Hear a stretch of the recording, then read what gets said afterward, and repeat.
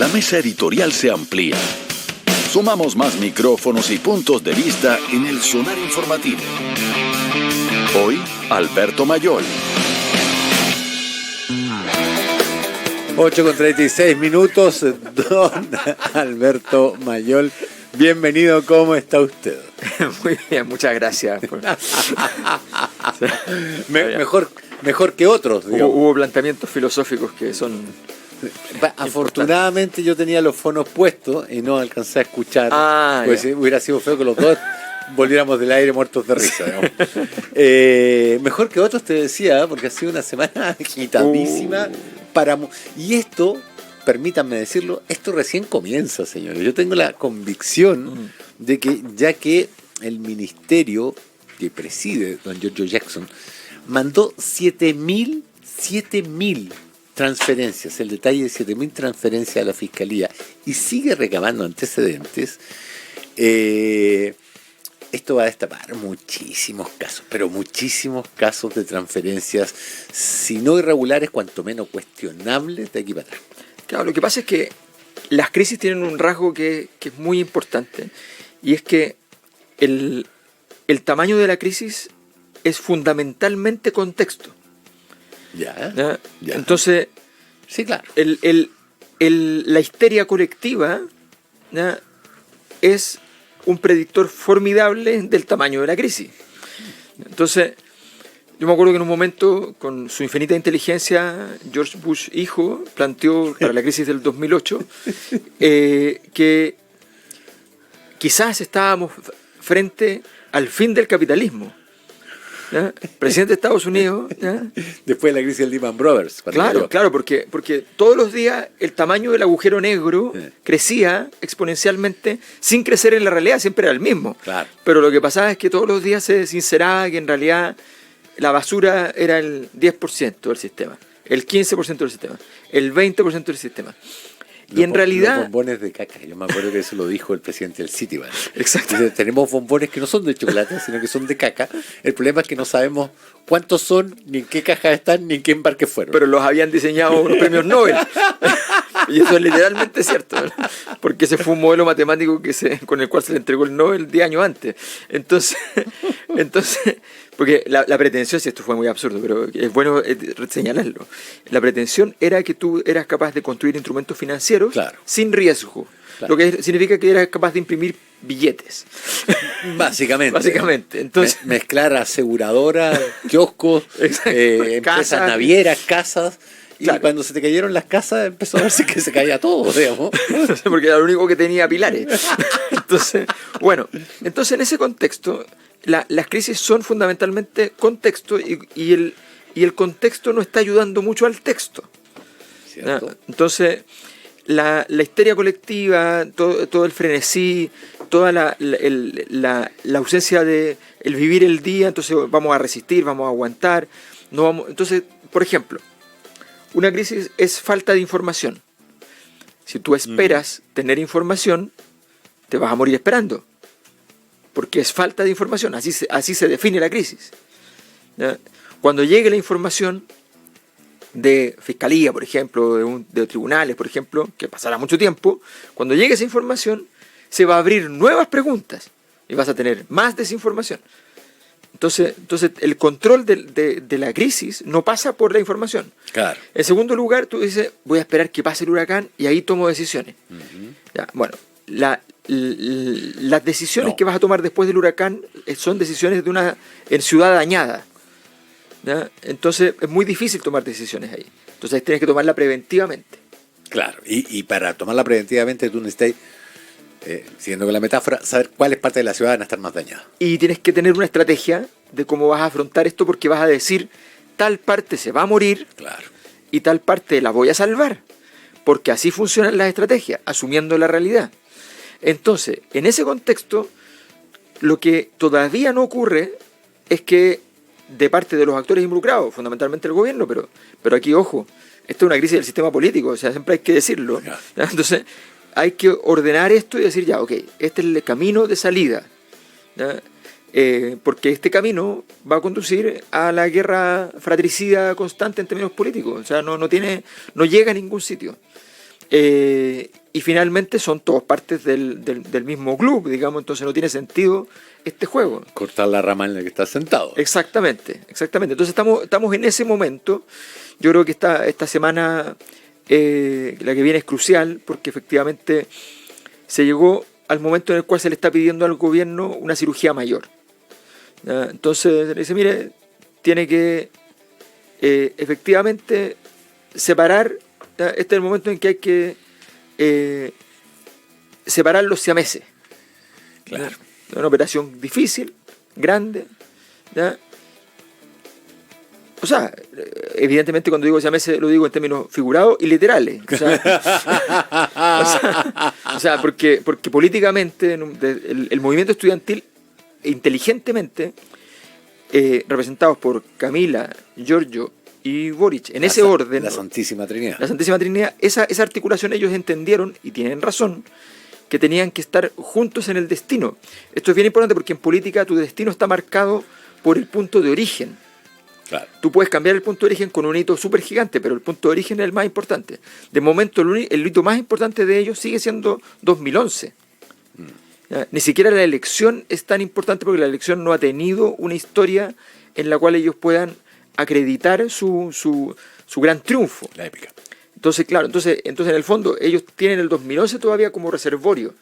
Ese reservorio hoy tiene que cambiar porque esa estructura tripartita ya no sirve y está empezando a contaminar a aquellos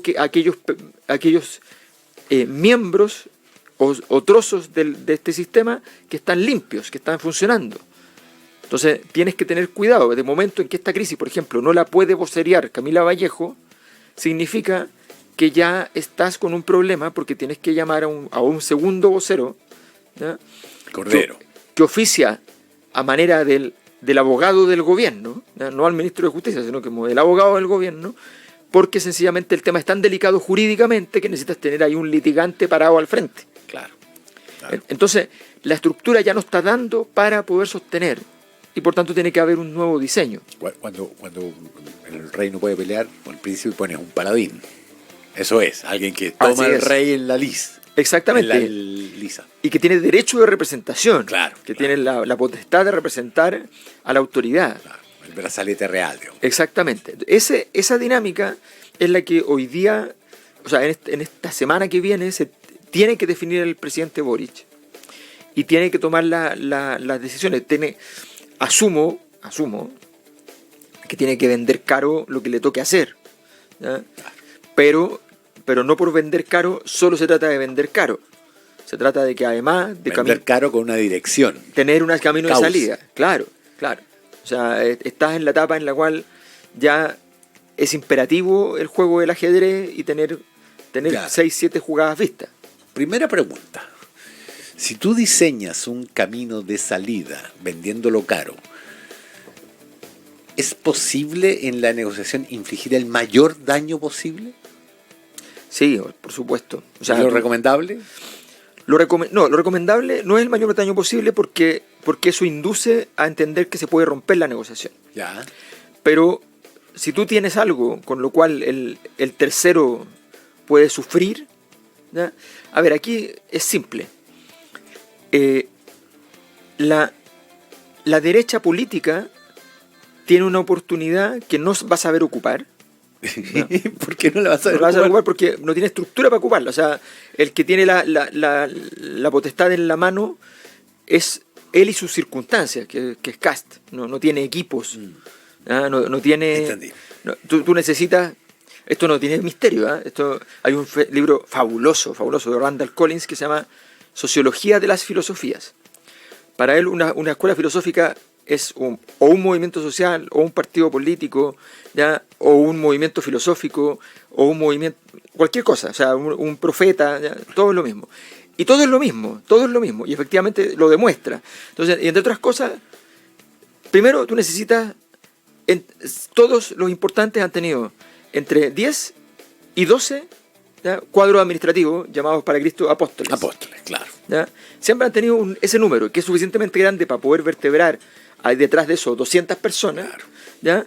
Y suficientemente chico para tenerlo controlado. Lo que no tuvo Alejandro Magno. Exactamente. Que se muere y se disuelve ese imperio. Exactamente. Entonces tú ves, entonces el equipo detrás tiene que tener ese tamaño, tienes que configurar un equipo que tenga esa capacidad y la capacidad de vertebrar distintos mundos. Claro. El Señor Jesucristo tenía, por de pronto, a un cobrador de impuestos, ¿ya? Mateo, ¿ya? No lo había visto. A un cobrador de impuestos, a varios del importantísimo en la zona sindicato de pescadores, ¿ya? Entre ellos Pedro, Sí, claro. ¿ya? Tenía conexiones había logrado levantar, ¿ya? a un miembro, a un soldado del Imperio Romano, ¿ya? Que se dedicaba a andar persiguiendo cristianos, digamos, que era Pablo. Entonces tenías un ancho de banda, una capacidad de articular desde el sector financiero, por decirlo así, ¿ya? Hasta el sector productivo, los sindicatos. Y un área militar. Y un área militar, exacto. Entonces, esa capacidad de vertebrar la relación es lo que tiene que armarse para que estas cosas funcionen.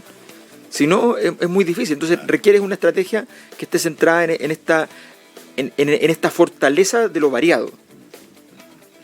Ahora, la segunda pregunta es, ¿no ha adquirido el gobierno un factor estabilizador? La mesa de tres patas es la más inestable del mundo. Sí. Eso lo sabemos desde hace muchísimo tiempo, para los que leímos Duna hace 40 años atrás. La mesa de tres patas flaquea con mucha facilidad porque alcanza con que uno fuerce el peso sobre dos para que la otra se empiece a levantar. Y si quiebras una, se cae, no hay nada que hacer. Pero además tiene un agravante, y es que tú crees que no cojea, o sea, como no cojea, tú crees que es firme. Claro, y que es horizontal cuando no lo es. Claro. Ahora, pero no ha la otra tríada, que no es la Santísima Trinidad, pero viene detrásito. Yo diría Claveren, Toá, Cordero. Y Marcel. No, pero Marcel está por arriba de todo. Sí, El señor Certidumbre, que es básicamente Dios. Sí, claro, exacto. Lo digo porque el flanco de Cancillería se cerró. Entró y se cerró. No hubo nunca más un problema en Cancillería, que era una pérdida, era una sangría constante. Toá, que cosa que pocos han hecho, salió de una acusación constitucional, una interpelación súper fortalecida. Exacto. Esa imagen de ella con el brazo en la cintura y la otra extraordinaria al podio, daba cuenta de todo lo que pasó y era como, next, a ver cómo te pego ahora. Y por último, Cordero, que ha puesto una sensatez, serenidad y conocimiento que no existía. Y que por eso tantas veces sale a cortar la jugada. ¿No le da eso otro nivel de estabilidad al gobierno para enfrentar la crisis? Sí, eso es indudable, pero hay un problema, y es que lo bueno contamina lo malo menos que lo malo lo bueno. ¿Ya? Sí, Entonces ese problema, que lo bueno permite resistir, ¿ya? Pero la contaminación existe. Entonces, el problema que tiene hoy día el gobierno es que, por ejemplo, los atributos de Toá hoy debieran estar mucho más altos de lo que están. Yeah. Y eso es porque el sistema está contraído, ¿ya? Marcel ha tenido que gastar municiones de Zeus, claro, ¿ya?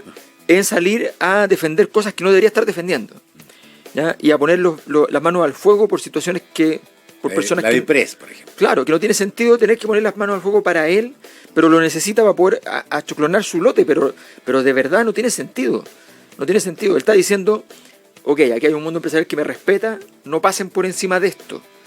Pero está teniendo que jugar cartas que no debería estar jugando. Claro. Y eso es por el tamaño de la crisis del otro lado. Entonces mira, yo siempre pongo el siguiente ejemplo. Nuevamente, el mejor ejemplo, porque todos lo conocemos, es el ejemplo de Jesucristo. ¿Qué pasa si Jesucristo, cuando faltaban panes y peces, porque llegó más gente a la conmemoración, a la reunión, ¿ya? Entonces dicen, oye, nos está yendo súper bien, pero no teníamos contemplado el cóctel tan grande. Entonces ellos tenían dos posibilidades. Hacían un lote así como, oye, los jefes comen, ¿ya? Y ellos dicen, no, al momento, aquí tiene que haber, para todos, porque ese es el mensaje. Claro. Entonces tienes que defender el mensaje central.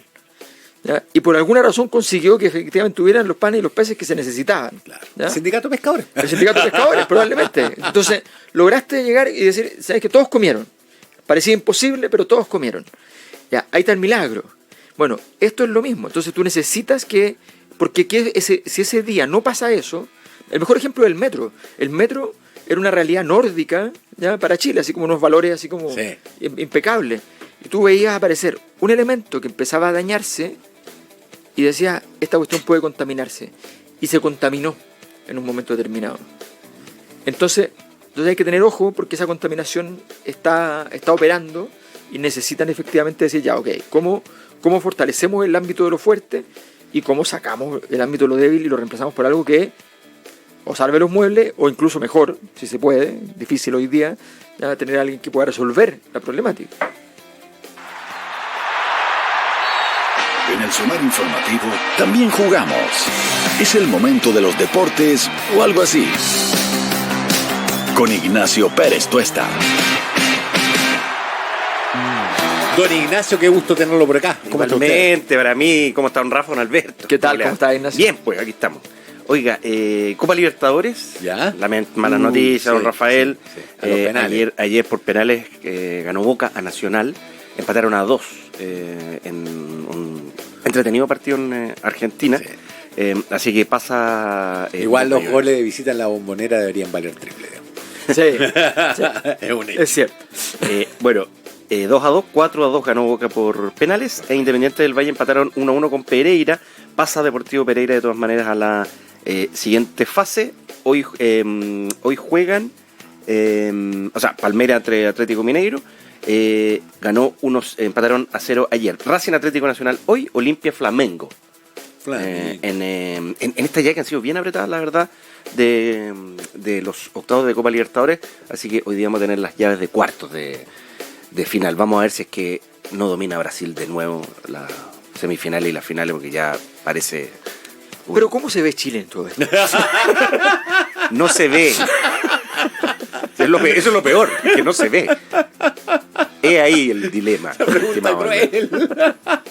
Oiga, hoy les traigo un recuerdo que es triste por la fecha, pero el recuerdo de un gran jugador, un día como hoy. Murió Francisco Chamaco Valdés. Quizás uno de los talentos más grandes que ha dado el fútbol chileno, finalista de la Copa Libertadores con Colo-Colo en el año 73, y de hecho el recuerdo que vamos a escuchar es de uno de los goles que le hizo Colo-Colo a Botafogo en el primer triunfo de un equipo chileno en Brasil, cuando Colo-Colo por esa Copa Libertadores le gana 2-1 a Botafogo. Valdés, tranquilo, va a la pelota, tira y convierte Valdés. A los 34 minutos, Colo-Colo redondea una hazaña en Maracaná. Colo-Colo 2, Botafogo 0. Circunspecto es la palabra que podríamos aplicar para el relato, ¿no? ¿Se dio cuenta quién relataba? Sí. Era Sergio Linto. Ah, el Chapito. El Chapito Linto, que también relató varias veces. También relató. No, obviamente uno se acuerda de su como comentarista, de su trayectoria como comentarista, pero también relató. Julio Martínez también relató en el Mundial 62, así que, y nada menos que esta victoria fue en el Maracaná. Y de hecho a Chamaco Valdés le anulan un golazo, de un árbitro uruguayo, de hecho, que nadie entiende cómo, un golazo de fuera del área, una emboquillada, que nadie entiende por qué se lo anularon. Offside. Por lindo. Era demasiado lindo el gol, dijo el uruguayo. Así que este recuerdo para el gran Chamaco. Buenísimo. Valdés fue seleccionado, y hasta que batió el récord Esteban Paredes, era el goleador histórico de los torneos nacionales de primera división. Y no me digas nada, ese récord a mí me da tanto. Yo estaba trabajando en la U cuando Heidi González estaba a 6 goles, ¿me entendés? ¿Ya? Y resulta que el técnico, que era un buen técnico, hay que decirlo, pero estaba muy, muy bien hoy día, ¿ya? El señor Huerta resulta que no ponía, lo único que teníamos para hacer en el año era batir el récord del Heidi, lo único que teníamos por hacer, ¿ya? Y no ponía al Heidi. Habían penales y no los tiraba el Heidi. Y era como, ¡ay, pero qué es esto! O sea, claro. El sentido de la historia. Y como Don Gustavo. Claro. Pero que tampoco como que el Heidi pescó mucho. Su personalidad. Sí. Qué bueno que era el Heidi González. Además, en ese tiempo entraba a la cancha, igual era el mejor. Sí, o sea, ya está pero al igual final de su mejor. carrera, sí. No, qué horror. Gran recuerdo. Gran recuerdo. Poco respeto por los símbolos totémicos. Sí. Un récord es siempre algo que aglutina. Yo en eso admiro a Colo Colo porque cuando Paredes estaba cerca, todo se empujó Sí, para, exacto. para que Paredes llegase. Claro. Así es. Ahora, yo voy a poner el comentario del viejo. Era otra cosa meter goles con esa pelota de 15 kilos mojada. No tiene nada que ver. No. Y ojo que Valdés era mediocampista, además. No, y ser 6 en ese tiempo, cuando te venía la pelota del arquero y tenías que cabecearla en la mitad de la cancha. No, lesión de cervicales al tiro. En un partido con lluvia, te pegaba la pelota. Un pelotazo en las Te costillas. pegaba en la cara interior, en el muslo. No, ya. Yo jugué en la etapa de transición, entonces teníamos 5 pelotas para entrenar y 1 o 2 eran de esas así, ya, el bolón. Eran balones medicinales. Claro.